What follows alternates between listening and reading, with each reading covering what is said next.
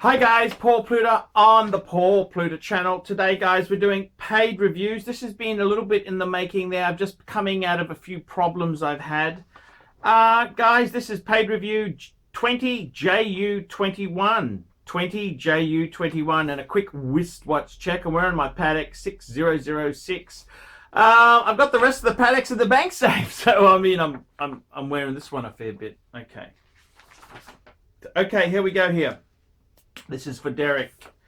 Hi Arch, let's take a walk through a short horological life. I think you may enjoy it. Okay, here we go. I'm a 34-year-old management consultant, single with no kids, living in Austin, Texas. I always had an interest in watches, but growing up in an immigrant family of textile workers from Portugal, high-end luxury items were just things we would see on lifestyles of the rich and famous, not something we might ever see in real life, like a Rolex watch, for example. I remember the first time a watch captivated my attention. I was watching The Sopranos as a teenager, and Tony Soprano just popped out of the screen.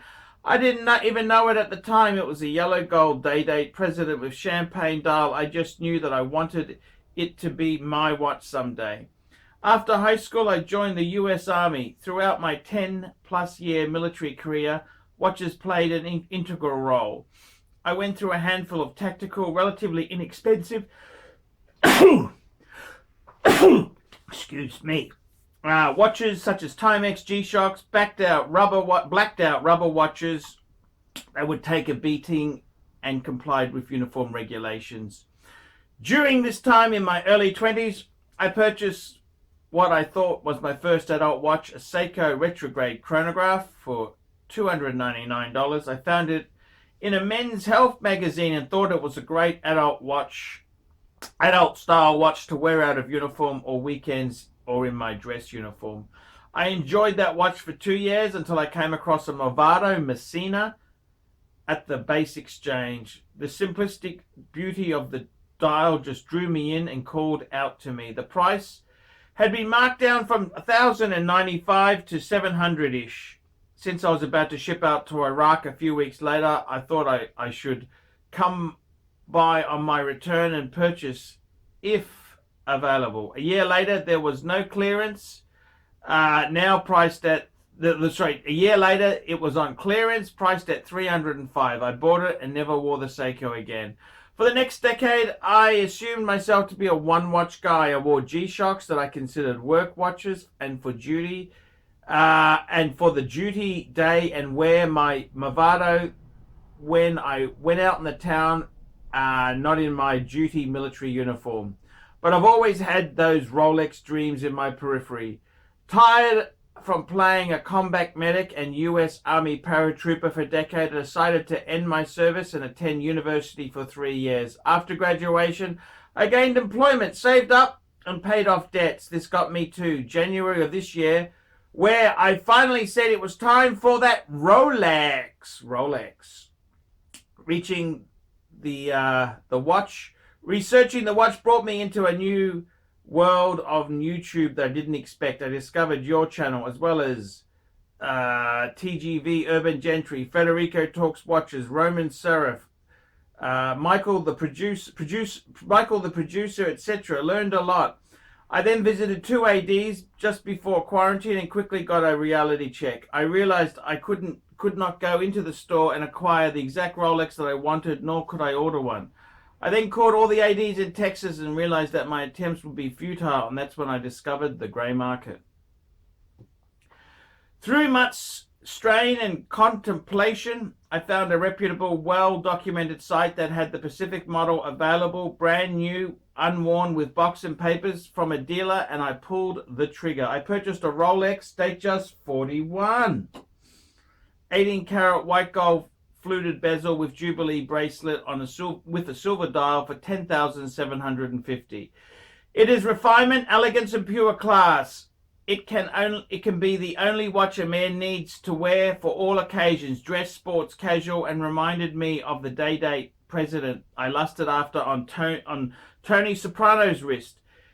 Its retail price is $9,900, and with added a 8.5% sales tax I knew I have paid at the AD. It would only cost me, what's he talking about? It would only cost me about $200 to $300 a month premium. I didn't think it was bad news since there were no discounts for Rolex. Once I received the watch, I knew there was no going back to the way I was before and wanted to now build a collection. A collection! Well, well, well. Oh, and I mailed the Seiko and Movado to my dad. I knew he would appreciate them more than selling for a few bucks at best to some douche. Good idea. Yes, indeed. I wore the Datejust every day for 6 weeks. Then I decided I should get a cheap beater to wear while sitting at home doing errands and working. You may say I was influenced by one or two of your competitors, but I purchased an inexpensive Seiko SKX009J, the Japanese Pepsi model, on a Jubilee for under $300 on Fleabay. Put it on a Bond NATO. Since I bought it from an Australian dealer, COVID-19 had done a number on the Australia Post, and it didn't get here until 6.5 weeks. Over the 2 to 3 months after the Rolex purchase and waiting on the SKX, which I assumed to be lost in mail, I felt that I would need some kind of sport watch to complement the Datejust on weekends. I discovered the man on the moon. This watch spoke to me. History, heritage, its look had me sold. I got the idea that since COVID had shut down, maybe I could work a deal with my AD and take advantage in my favor. Also, I figured it would help me build a relationship and purchase history so that I could get that next Rolex at retail and not use the grey market anymore. I spoke with the AD, and long story short, he was not being reasonable with his price, barely offered a 10% discount. He was giving me some bullshit story about the moon watches were discontinued, blah, blah, blah, replaced with the 321. Yada, yada, yada. I'm new to the watch community, okay? I did the right thing and walked away and thanked him for his time to see if he would call me back in a week or two with a better price. Also, I posted our conversation online looking for advice on the... Okay, we won't mention that one.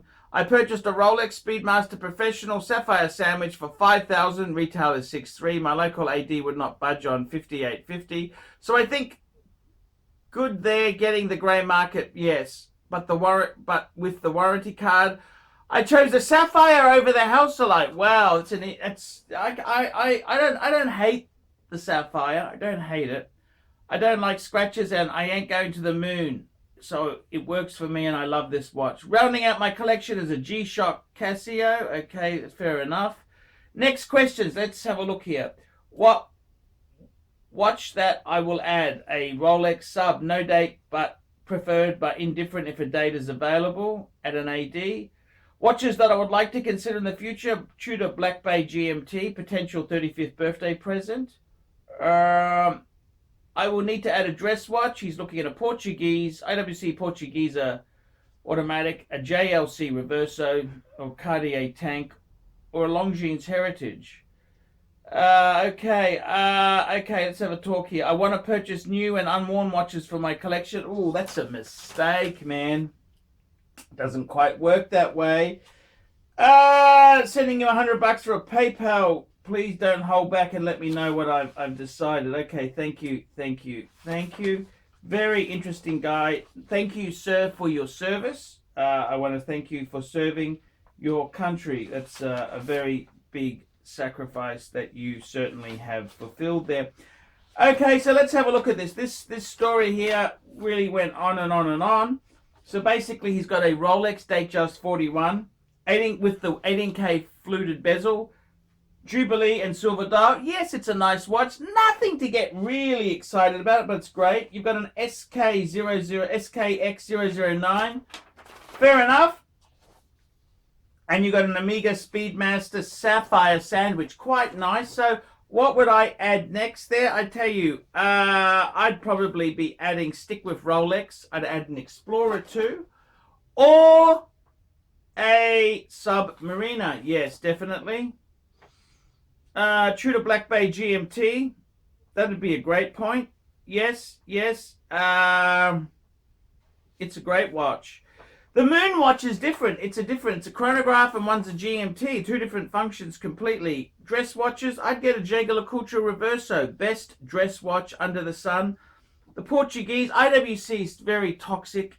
Cartier, I wouldn't go there. Don't go Cartier. Longines, they just churn out too many. So I got to be honest with you there, man. I'd be going ArchieLuxury Reverso. You're building a nice little collection. It's good. It's good news. Yeah, I think that's quite okay there. I suppose the thing is there, what do I think there? Look, you've got to go slowly. Don't be in a hurry. Just add slowly, and that's probably the best things you can do there. Add slowly and enjoy your watches. But I got to be honest with you, man. Don't analyze things too much there. Don't analyze too much. I think the Datejust 41 is a great choice. It's nothing that special, but it is a good watch. The Seiko, if you want one, okay, fair enough. You wanted one, okay, fair enough. The Moon Watch, the Sandwich is actually a very decent watch. I don't think it was a bargain what you paid, but here we got the Casio. What can I say about the Casio? Boring. I'm yawning because you've got Casio there. Boring. What would I add next? Subby. Yeah, Subby's a great watch. Explorer 2 is another great watch. I would say dress watches Reverso. Yeah, you're on the right track. I want to thank you for writing into me. I really do appreciate it. Don't get any more shiders. No more shiders. Nice collection, but we gotta grow this baby. We gotta grow it slowly. It's a progression. Don't rush, don't hurry. Just take your time, build your collection slowly, and it will all be good. So I actually, yeah, it's cool. There's nothing wrong with this collection at all. Add to it slowly. Enjoy it. Guys, that's been a paid review. I love the collection. It's growing well. Guys, like, subscribe, tell your friends. Don't be afraid to put some negative comments. Guys, remember, I can't survive on Google Ads alone. I need paid reviews. That's what pays a lot of the bills.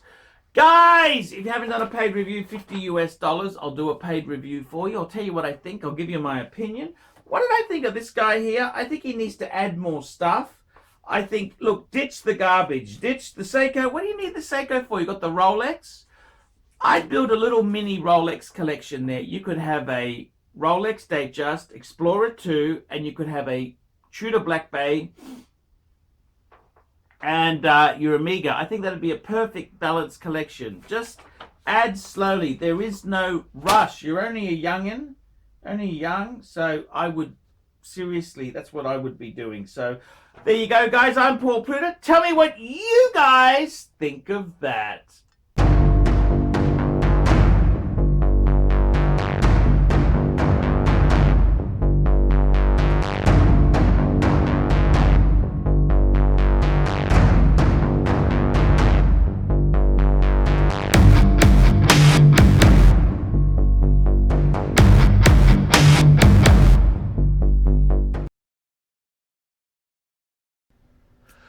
Hi guys, ArchieLuxury, new sponsor on the channel, APPSTANTIATE. Help get the most of your engineering and DevOps with APPSTANTIATE.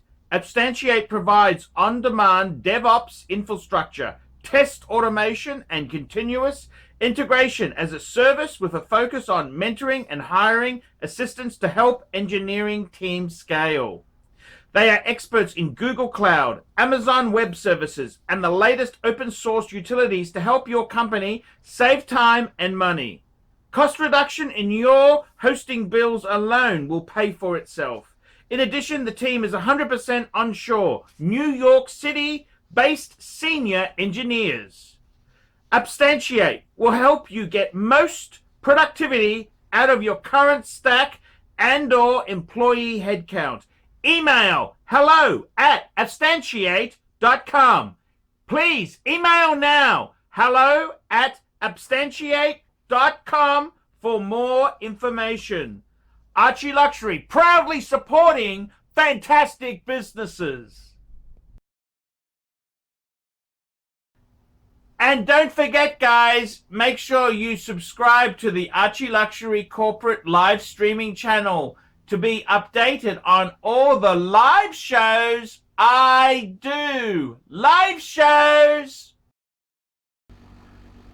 Hi guys, Archie Luxury. And who do I recommend in America? In America, who do I recommend for quality pre-owned wristwatches?